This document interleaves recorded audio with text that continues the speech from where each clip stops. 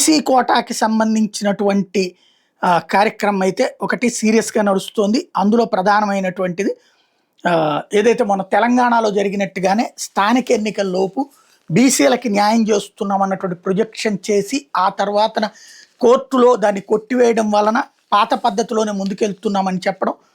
ఆ ఇంపాక్ట్‌తో అక్కడ ఇప్పుడు అత్యధికంగా మున్సిపాలిటీలు గెలుచుకున్నటువంటి ఇంపాక్ట్‌తో రాష్ట్రంలో కూడా ఇప్పుడు ఆ దిశగానే అడుగులు పడుతున్నాయి.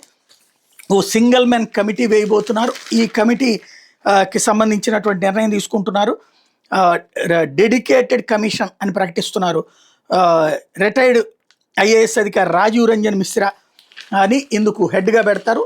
ఆ తర్వాతన ఇట్లాగా వాళ్ళు బీసీలకి చాలా అన్యాయం జరుగున్నది కాబట్టి వాళ్ళు రాజకీయంగా ఎదగడం కోసం ఇవ్వాలి వాళ్ళకి అన్నటువంటిది, వివక్ష జరిగింది అన్నటువంటిది ప్రొజెక్ట్ చేసుకొస్తారు. ఆ తర్వాత దాన్ని కోర్టులోకి పెట్టే దాని మీదన ప్రభుత్వం అవసరమైతే అసెంబ్లీలోనో లేకపోతే జీవోగానే ఇచ్చేస్తుంది 34% రిజర్వేషన్ అని.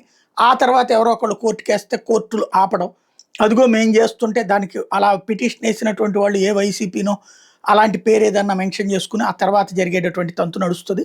ఓవరాల్గా అయితే 50% రిజర్వేషన్లు పెంచడానికి వీల్లేదన్నది సుప్రీంకోర్టు తీర్పు, రాజ్యాంగ ధర్మాసనం తీర్పు. ఈలోపు ఏది చేసినా కేవలం ఆయా వర్గాల్ని సంతృప్తిపరచడం కోసమే.